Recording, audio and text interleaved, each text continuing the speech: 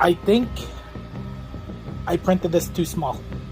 I think this is for an 8-year-old, not the 10-year-old. Okay, this is gonna be fun. Let's go ahead and remove this. Okay, so this is a 75 scale Bo-Katan helmet versus the full scale Mandalorian.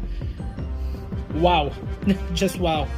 Okay, so I don't know if I can release this to my colleague because of the size. I'll let him decide.